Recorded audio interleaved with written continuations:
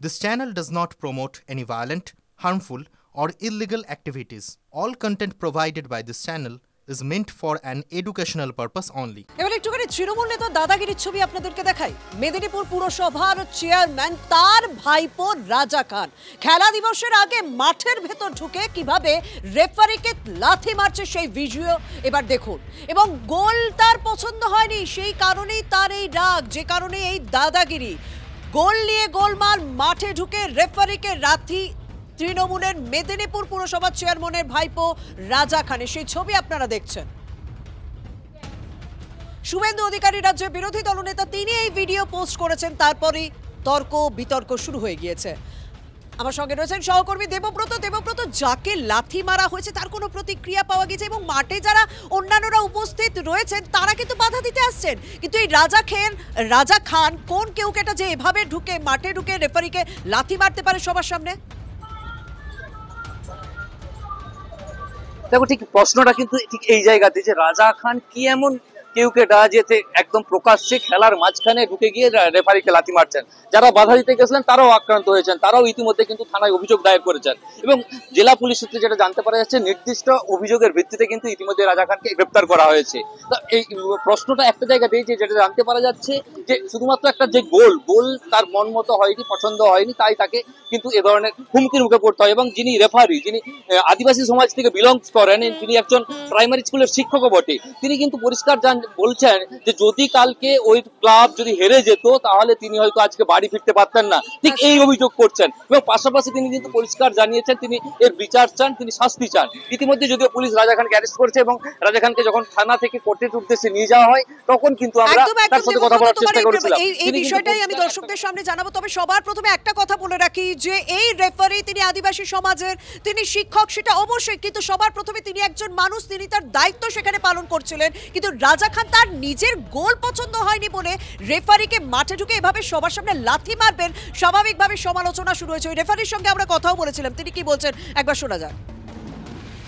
Decision দিয়েছি, গোল হয়েছে, শেষমেশ দুটো টিমেই রাজা খানের 1 আর এগেন্সে 1, এইভাবে খেলা করতে গিয়ে ডিসিশন নেওয়ার সাথে সাথে আমার মাঝ মাঠে আমাকে পা দিয়ে লাথি মারা এবং হাত দিয়ে রাজা খান আমাকে মেরেছিল। বিভিন্ন এলাকায় আমি রেফারি পরিচালনা করি, আমি একজন আদিবাসী সম্প্রদায়ের রেফারি, আমাকে এইভাবে হেনস্থা এবং এইভাবে যদি আমাকে করে আমি খুব আতঙ্কে সেদিন। কিন্তু আমি ঘরে হয়তো রাজা খানের টিম যদি হেরে যেত সে হয়তো আমি ঘরে ফিরতে পারতাম না।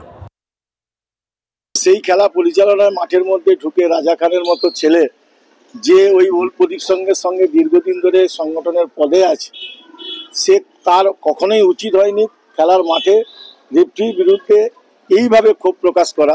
আমরা সংগঠনের পক্ষে স্টেপ নেব। আমরা থানাতেও অভিযোগ জানিয়েছি আমাদের অ্যাসোসিয়েশনের পক্ষ থেকে, যেহেতু সৌমেন খানের ভাইপো তখন পাশে আমাদের চেয়ারম্যান ছিলেন, তাকেও বিষয়টা দেখিয়েছি, উনিও বিষয়টা খুব খারাপ লেগেছে তার যে এই ধরনের ঘটনাটা ঘটার জন্য, তিনিও কিন্তু এটা নিন্দা করেছেন।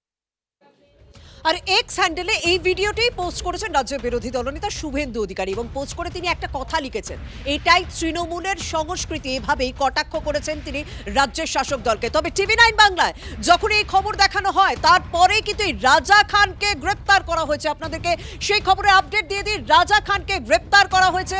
মেদিনীপুর পুরসভার চেয়ারম্যানের ভাইপো রাজা খান, তাকে গ্রেপ্তার করা হলো। মেদিনীপুর পুরসভার চেয়ারম্যান তার ভাইপো রাজা খান, তাকে গ্রেপ্তার করেছে। আমরা দুটো ছবি আপনাদের সামনে তুলে ধরছি, যেখানে রেফারিকে মাঠের ভেতর ঢুকে তৃণমূল নেতা লাথি মারছে, আর অন্যদিকে যারা চাকরি হারিয়েছিলেন তারা আন্দোলন করছিলেন, প্রতিবাদ করছিলেন কসবায়, তাদেরকেও কিভাবে পুলিশে লাথি মেরেছিল সেই ছবিটা দেখালাম।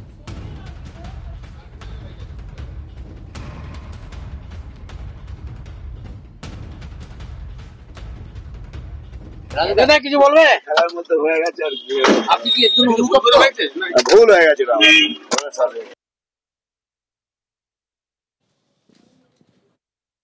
তুমি যদি থানায় এগুলো করতে যাও, যদি কেউ করেও, আমি বলছি না থানা পুলিশ সবসময় করতে হবে, কিন্তু যদি কেউ করতেও যাও থানা নেবে না, তোমাকে বসিয়ে রাখবে 2-3-4 ঘন্টা। আগেও ছিল, এখন বেড়েছে, বলছি তো আগেও ছিল, বাড়িতেও। ওই জন্য আমরা কি করতাম বলতো, এসএফআই অর্গানাইজ টুর্নামেন্টে যেতাম, কারণ আমার প্রাণ সংশয় হবে না। এটা তো খুব স্বভাব সিদ্ধ, স্বাভাবিক তৃণমূলীদের কাছ থেকে। মমতা ব্যানার্জি খেলা হবে বলেছেন, হ্যাঁ, সেই খেলায় যদি রেফারি নিজের আইন মেনে, সংবিধান মেনে, খেলার নিয়ম মেনে, রুলস মেনে তিনি যদি খেলা পরিচালনা করতে চান, তাহলে তো তাকে মার খেতেই হবে। পুলিশও হচ্ছে সমাজের রেফারি, পুলিশও সমাজের রেফারি। হ্যাঁ, পুলিশকে কত গাল খেতে হচ্ছে আপনারা দেখতে পাচ্ছেন না? কেষ্টমন্ডল পুলিশকে কি গালাগাল করছে দেখতে পাচ্ছেন না? ওদের ওই জয়নগরের কাউন্সিল এমএলএ সে কিরকম গালাগাল দিচ্ছে দেখতে পাচ্ছেন না? তো আমরা তো এটা রোজই দেখছি। রেফারিকে মেরেছে, আসলে এটা রেফারি মার খায়নি, সমাজ মার খেয়েছে, আর এর জন্য সমাজই দায়ী। এই সমস্ত এরা কেউ গুন্ডা না। মমতা ব্যানার্জি এদেরকে গুন্ডা বানিয়ে দিয়েছেন। এদেরকে পুলিশ চাইলে এক রাত্রে সিধে করে দিতে পারে। 4 ডান্ডা পড়লে এরা আর পরের দিন থেকে পাতলাই ভুলে যাবে মানুষের দিকে। ধ্বংসাত্মক ধ্বংসাত্মক বাংলাটাকে ধ্বংস করা পর্যন্ত তৃণমূল থামবে না। গোল পছন্দ হয়নি খেলার মাঠে, অতএব রেফারিকে মাঠে ঢুকে লাথি মারার অধিকার আছে। কেন? কারণ যিনি লাথি মারবেন তার কাকা পুরো প্রধান, ব্যাস। আবার কি পাওয়ার, ক্ষমতা, তিনি লাথি মারতে পারেন। আদিবাসী রেফারি, তাতে কিচ্ছু এসে যায় না। আদিবাসী রেফারি যেহেতু আদিবাসী, সেই কারণে পুরপ্রধানের ভাইপো মাঠে ঢুকে রেফারিকে লাথি মারতে পারে। কোথায় যাচ্ছি আমরা? পছন্দ আমার হয়নি গোলটা, অতএব আমার খুশি, আমার ক্ষমতা, আমার পিছনে মমতা, আমার পিছনে পুলিশ, আমার পিছনে পুরপ্রধান, আমি পাওয়ারফুল। এই পাওয়ারফুলের যে রাজত্ব চালু করেছে তৃণমূল, এবং একটা তৃণমূলের নেতা দুষ্কৃতী যা খুশি করতে পারে, এটা দুর্ভাগ্য। আমাদের ধ্বংসের প্রক্রিয়ায় পশ্চিমবাংলাকে নিয়ে যাওয়া হচ্ছে, দুর্ভাগ্য আমাদের। যদি এরকম ঘটনা ঘটে থাকে অত্যন্ত নিন্দনীয়। আমরা বলবো তাকে ভুল স্বীকার করে ক্ষমা চেয়ে নিতে। যদি মাঠে রেফারি এটা করে থাকে, অন্যায় করেছে, তার জন্য ক্ষমা চেয়ে নেবে, ভুল স্বীকার করবে, এটাই হয়। মাঠে কি হয়েছে এটা একটা ক্লাবের ব্যাপার, এখানে পার্টি বা আমাদের পৌরসভা বা আমাদের দলের সাথে কোনো সম্পর্ক নেই।